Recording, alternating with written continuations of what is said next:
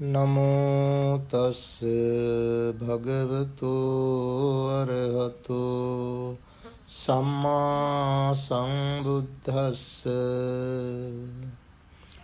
buddhaṃ saraṇaṃ gacchāmi dhammaṃ saraṇaṃ gacchāmi Sangham saranam gacchami.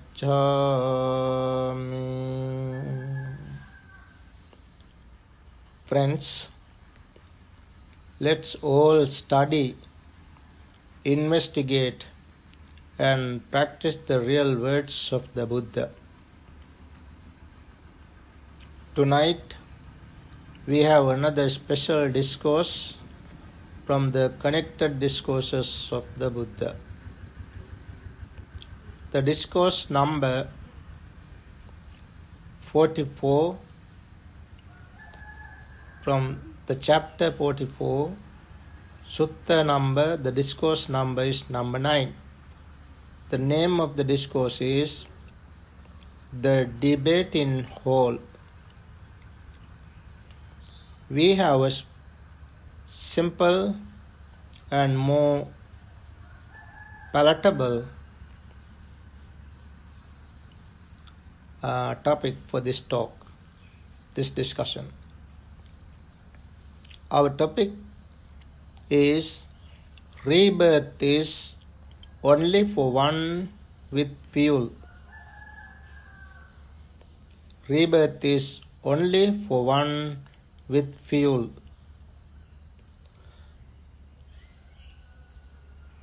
This discourse was delivered by the Buddha while the Buddha was dwelling at Savatthi, Jeta's Grove, Anathapindika's Park, where the Buddha lived more than 20 years.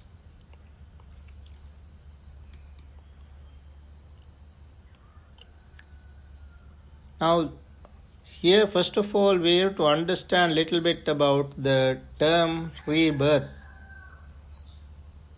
Rebirth, re-becoming and reincarnation. These are three different terms mostly people use to explain next birth. But we in Buddhism, in accordance with the very words of the Buddha, we use the term re-becoming. Re-becoming is the more closer term that we can use as the Buddha used the word in Pali, punabhava. Punabhava means re-becoming. Why should we use that term? Because rebirth and reincarnation. Let's understand the meaning of those two terms as well. Rebirth means you are born again. That is not the concept of what we are talking about next life. Re-becoming. Rebirth means then people and all these beings are born again and again as they are now. That is the difference. When you use the term rebirth, that means you are born as you are now. In accordance with that, humans should be born as humans. Devas, the angels, should be born again as they are, as angels.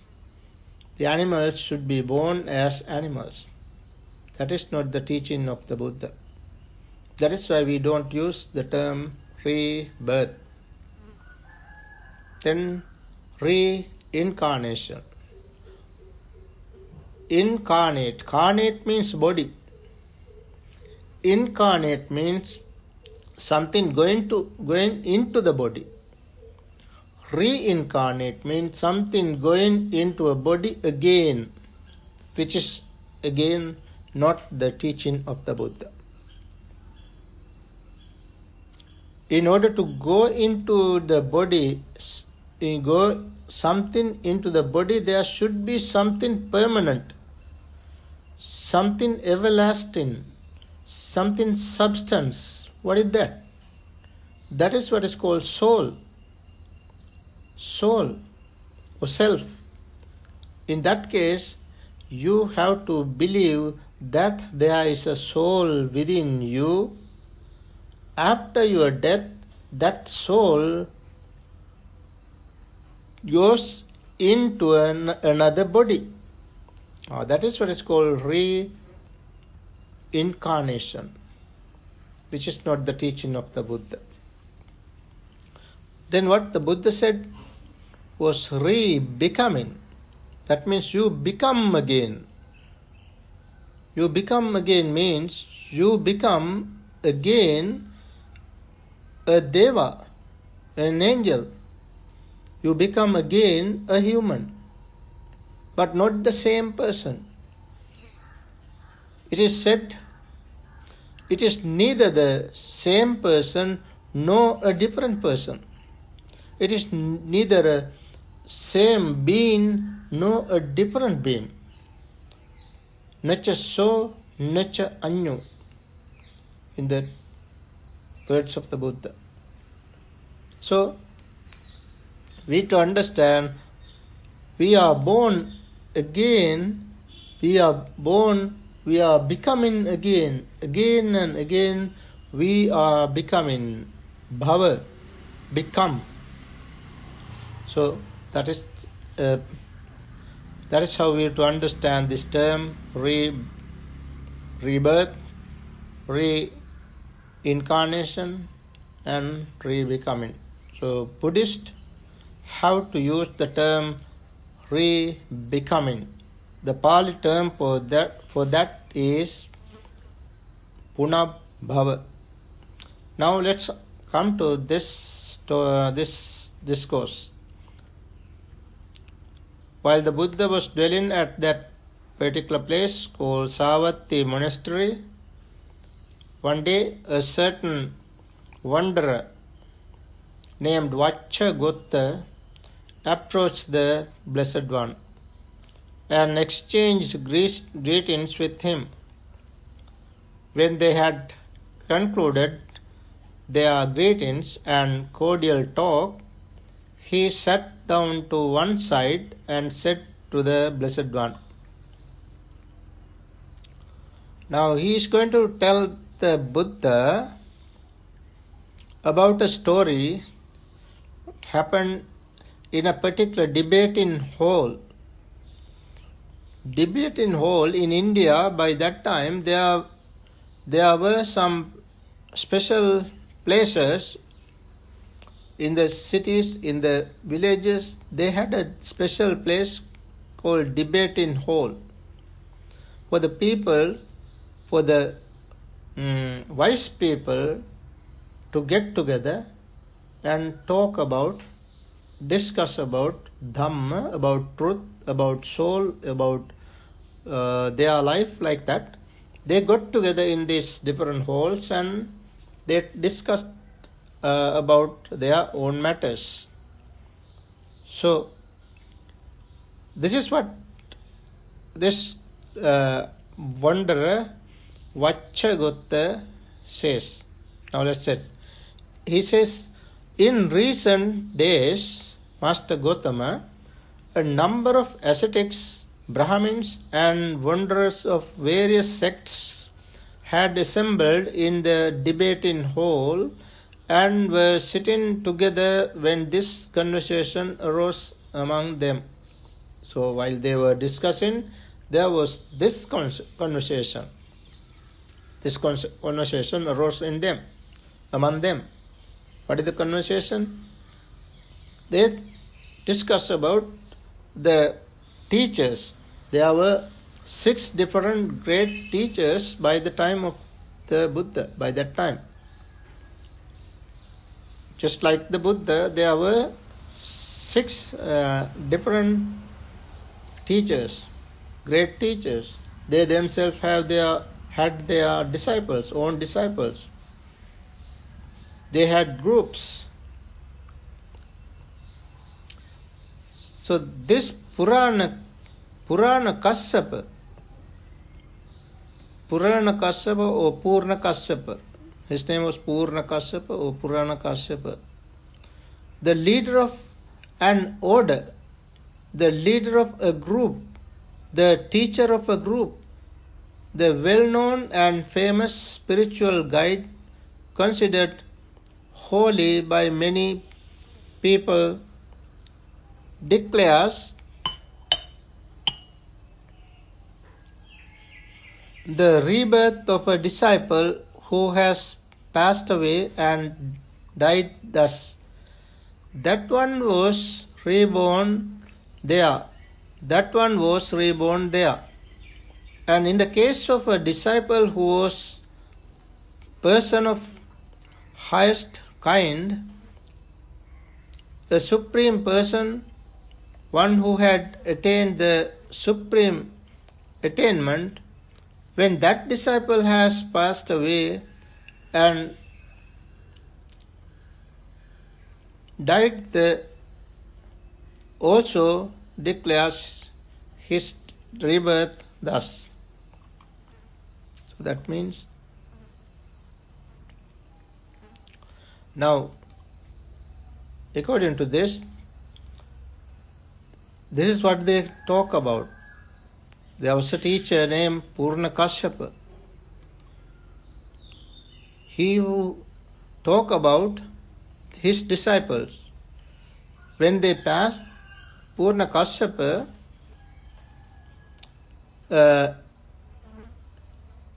explained their destination. They said, the Purna Kashyapa talked about their destination, where they were born. Even some disciples who passed, like those who have attained supreme stages,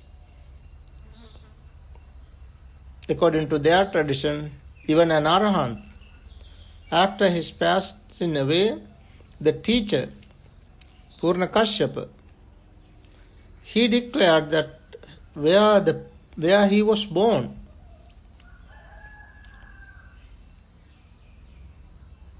that one was reborn there, that one was reborn there, like that. The teacher, talks about their destination, their next life, next birth. Not only Purna Kashyapa, according to this wanderer, Vachagotta, not only Purna Kashyapa, this Makkali Gosala was another teacher. Then this Niganthanatha Putta was another one. And then Sanjaya Belatti Putta, another teacher. Pakuda Kachayana, another teacher. This Ajita Kesa Kambali. So those are the teachers, great teachers, respected, venerated, revered, and they reverentially they saluted to these teachers by the time. When they talk about their disciples, they all declared where their disciples were reborn. But they themselves talk about the Buddha.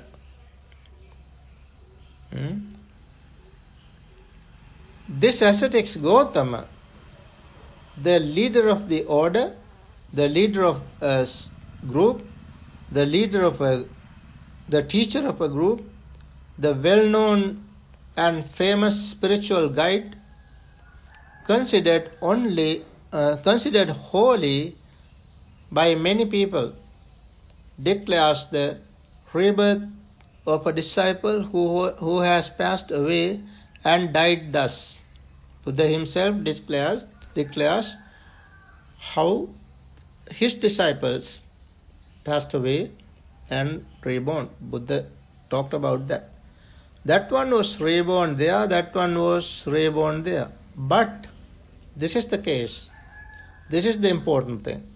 But in the case of a disciple who was a person of the highest kind, a supreme person, as an arahant, araham, the enlightened one who had attained the supreme attainment, when that disciple has passed away and died, he does not declare his rebirth thus.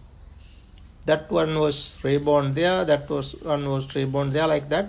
Buddha did not talk about the next life, next birth of an arahant. That is what his point is. Rather, the Buddha declares of him, he cut off craving. That is how the Buddha explained, how the Buddha used different terms to explain the enlightened ones, the arahants' destination, final destination, next life. The Buddha used the term, he said, he cut off craving, served the fetters, served fetters, and by completely breaking through conceit, means he has completely cut off, broken all conceit. He has made an end to suffering. Those are the terms the Buddha used to explain the next life of an arahant.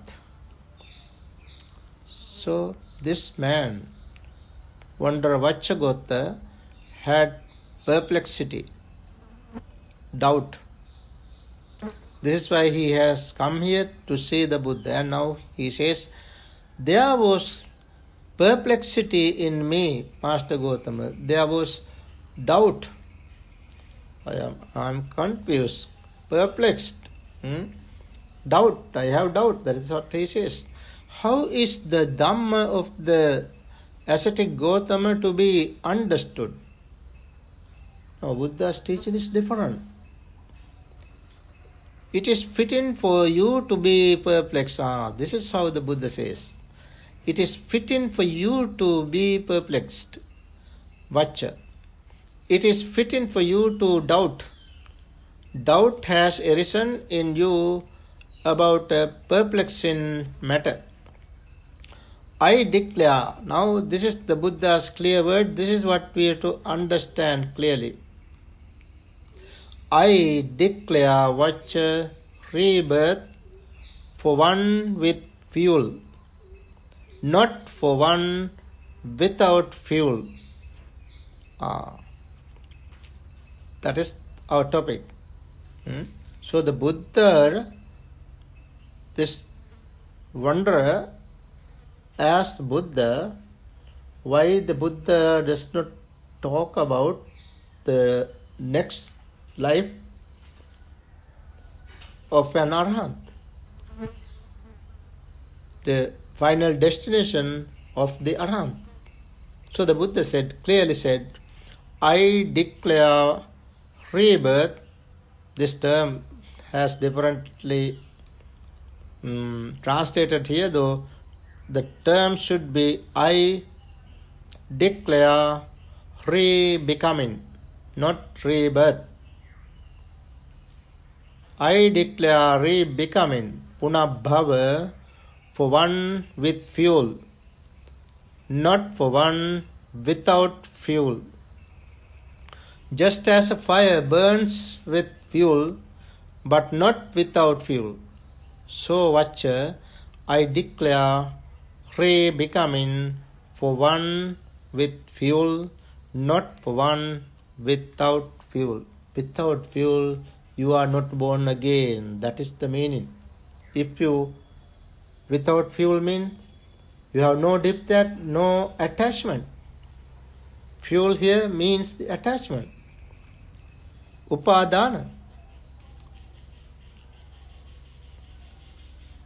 He then asked, Master Gotama, when a flame is plunged by the wind and goes some distance, what does Master Gotama declare to be its fuel on that occasion?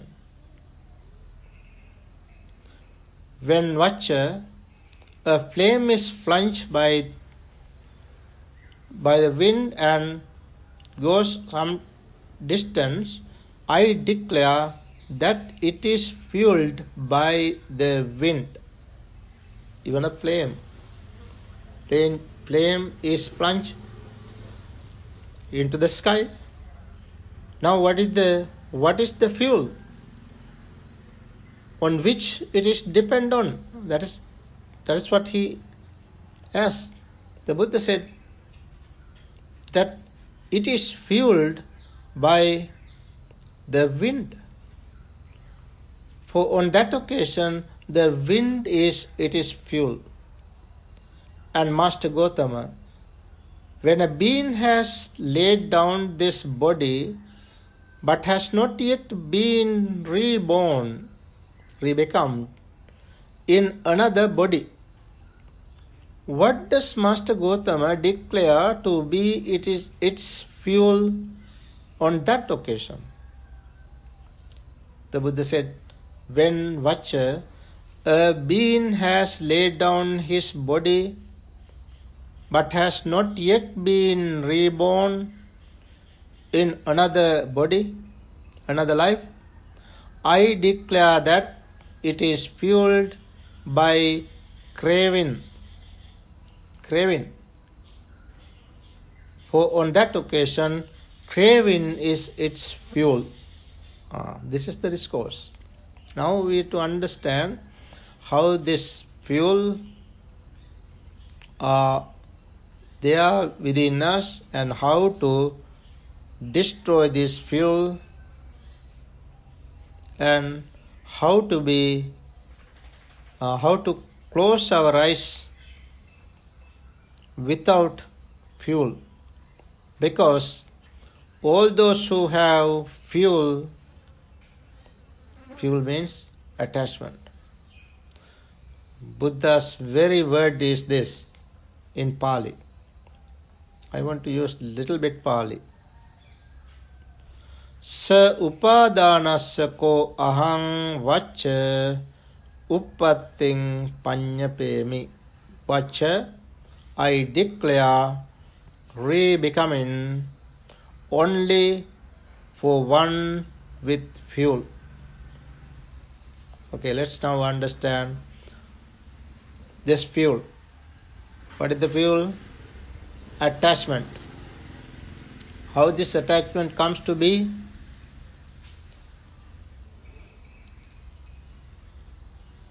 Attachment comes to be because of our craving. Because of our craving. Attachment comes to be because of craving. Attachment, as we have already discussed in different discourses, the attachment, the Pali term for attachment is upadana. Upa means inside, adana means bring in, drag in. That is what we are doing. Due to our ignorance, we bring different defilements. We bring into our mind different kinds of volitional formations. Wholesome volitional formations, unwholesome volitional formations, and jhanic volitional formations. These are the formations we bring in and deposit them in the component which is called aggregate, the volitional formation aggregate. Once we deposit this, upadana means bring in. Once we bring this as seed. Once we deposited them, we have to expect result. These are the causes. We deposit these causes. If there are causes, we should expect their results, their effects, cause and effect. That is what the Buddha taught about causality, causal genesis, causal relation. Like that, we have to understand how we bring these things, attachment. Now you know there are 3 levels of attachment. That is why we have 3 different terms: attachment, grasping, and clinging. First we attach to certain things. When you see the object, you attach to it. Just like you stick with some gum, some sort of glue, to attach something to an object. That is attachment. Then you grasp it. After that, what happens? You cling to it. So these are the different levels of attachment. Upadana. So the Buddha very clearly said what happened if you deposit attachment. Upadana pacchaya bhavo. Bhava means existence. It is because of attachment existence comes to be. Existence. What is existence? There are 3 types of existence. 3 types of existence. Sensual existence, material existence, and immaterial existence. So these 3. Sensual existence consists with 11 different realms. What are the 11? 4 hells, human realm, and 6 heavens. These 11 are called sensual world or sensual existence. There are then 11 realms. This is for those who are leading a worldly life, for worldlings, Putujjana.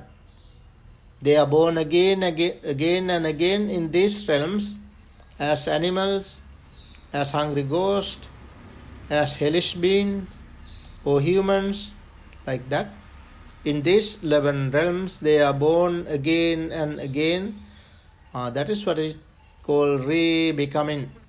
They become again and again due to their attachment, due to their defilement deposited in the mind. In the mind. Mind is connected. There are 5 aggregates. Of the 5, what are the 5 first? What are the 5? Form aggregate, feeling aggregate, volitional perception aggregate, volitional formation aggregate, and consciousness aggregate. All these 5 are interdependent, interconnecting, interrelated. Consciousness is always arising, perishing there, depending on other 4. These other 4 means form, feeling, perception, and volitional formation. These are called stations for consciousness.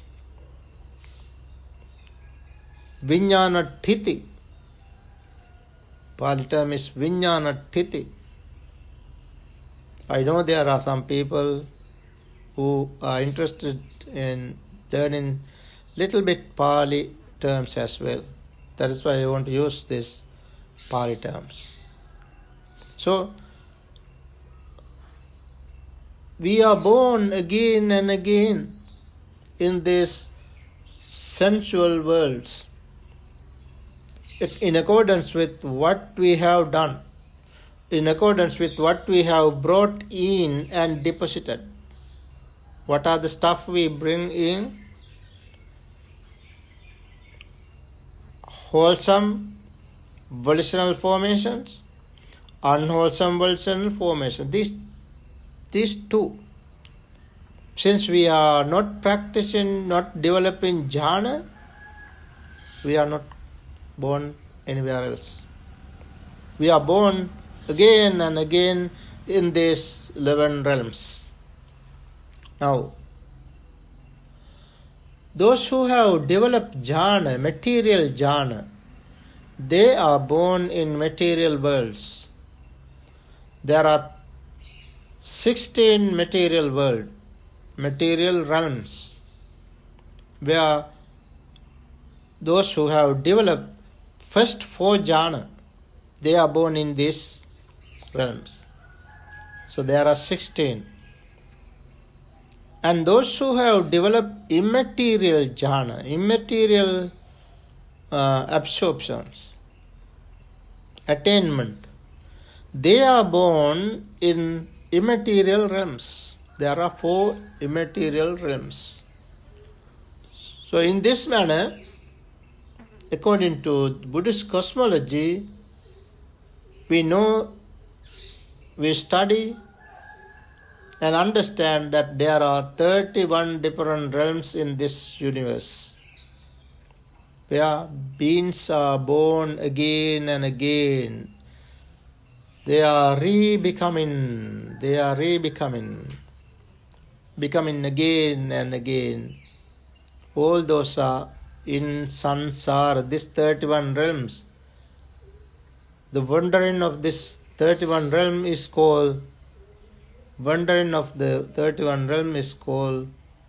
samsaric journey. Nobody's escaped. Buddha's teaching is to escape from this samsara. So, what is the way? What is the technique? The technique is nothing but Vipassana. Vipassana. So, as you all know well now, Vipassana is to be practiced together with serenity. Serenity and insight, Samatha and Vipassana, both should go together. These are not 2 different meditations. In accordance with the teaching of the Buddha, these are not 2 things, but 1 thing. That is why they are called tandem. It is a tandem meditation. One is supported by the other. One is depending on other. That is the way. So, now, as the Buddha said, upadana, attachment, the one who has this fuel has to expect rebecoming. Rebecoming is only for one with fuel, not for the one who is without fuel, without attachment. As I said earlier, attachment comes to be because of craving. Then how come this craving? Craving comes to be because of feeling. Then how this feeling comes to be? Feeling comes to be because of contact. How contact comes to be? Contact comes to be because of 6 sense bases. How these 6 sense bases come to be?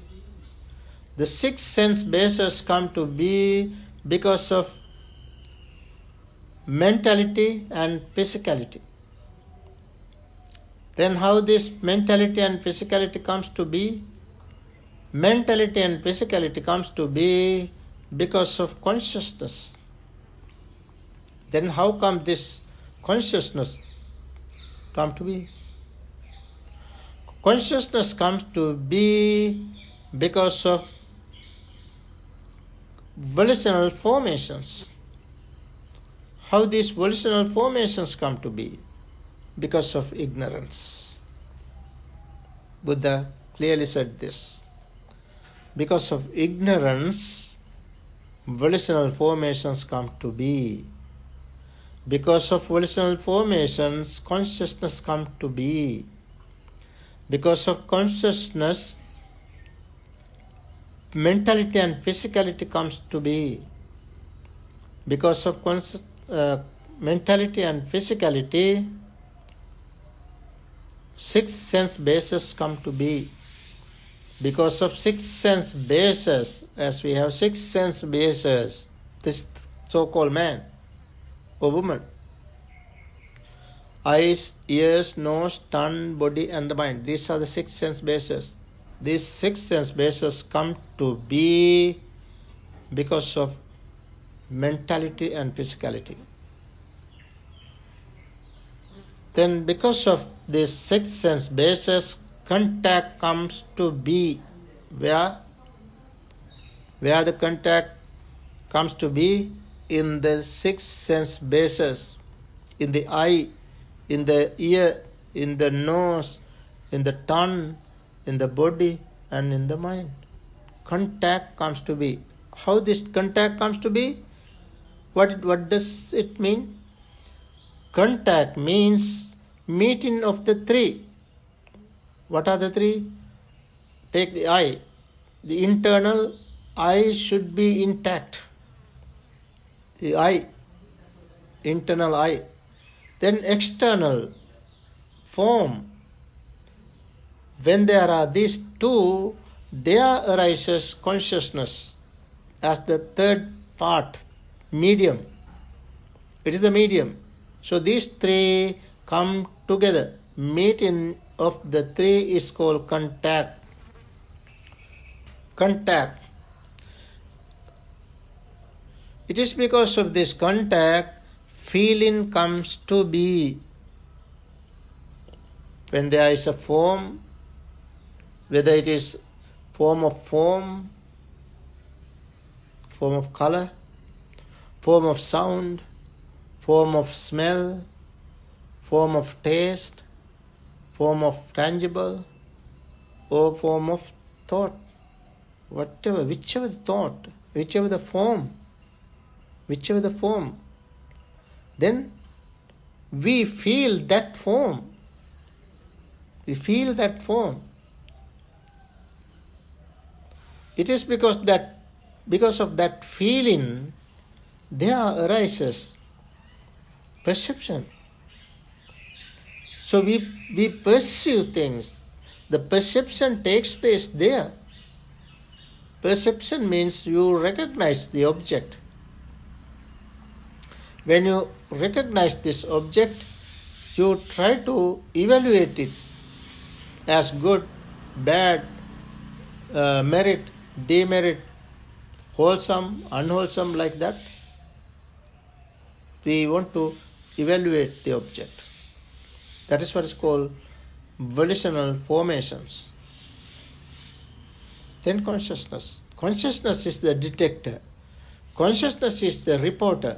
It reports the what is going on, the whole process as it was. Like that. 5 aggregates are all the time arising and passing in the 6 sense bases. With the support of these 5 aggregates, we can understand if we have right understanding. That is the important, right understanding. If we have no right understanding, how this whole process started? With ignorance. With ignorance. Ignorance means what? Ignorance means not knowing suffering. unsatisfactoriness, dissatisfaction, distress, stress. We don't know. That's what is called ignorance. We don't know stress. We don't know the cause of stress. We don't know the cessation of stress. We don't know the path leading to the cessation of stress. Dukkha samudaya, dukkha nirodha, dukkha nirodha gamini patipada. We don't know these four noble truths. If we don't know four noble truths, we have no right understanding. If we have no right understanding, we cannot understand what is going on in the eye, in the ear, in the nose, in the tongue, in the body, and in the mind. This is why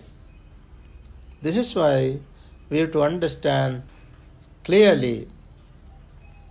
Clearly, we have to comprehend things as they are. When you see things as they are, what can you see? You can see things are ever changing. Everything is ever changing. That is what is called impermanence. Things are impermanent, not lasting long.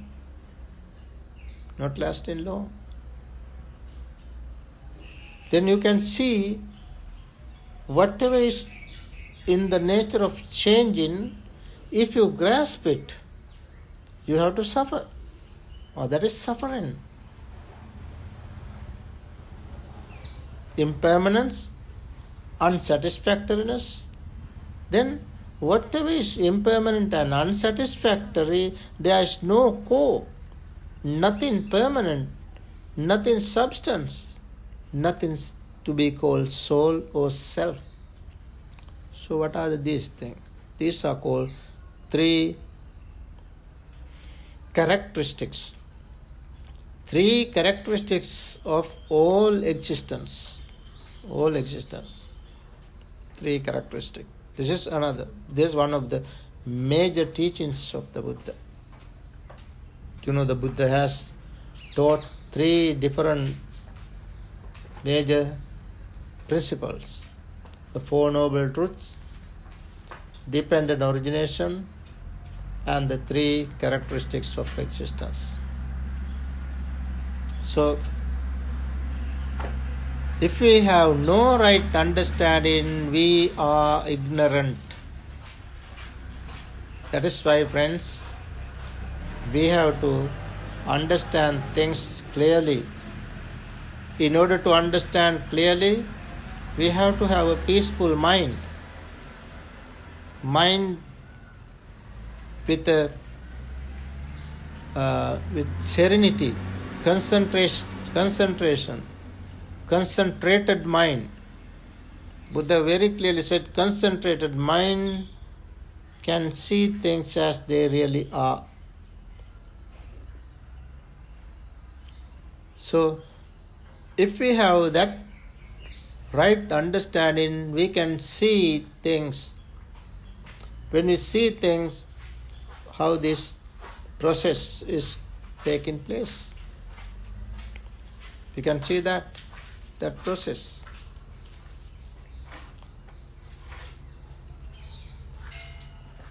When we have feeling, we have volitional formations. Then volitional formations, it is because of these volitional formations we are born again and again. Once we are born, what would happen? Birth takes place because there are existences. Then it is because of birth. Because of birth, we have decay, death, sorrow, lamentation, pain, grief, and the whole mass of suffering come to be. That is why Buddha wanted us to stop this birth. Stop this birth. How to stop this birth?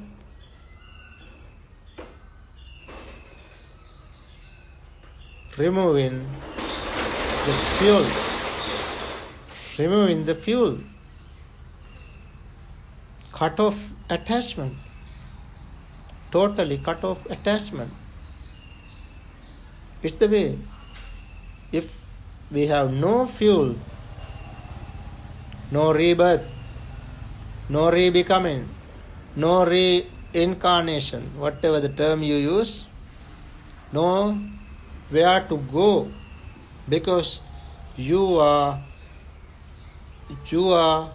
cutting off your defilements here in this very world. Completely extinguish defilement. Exterminated.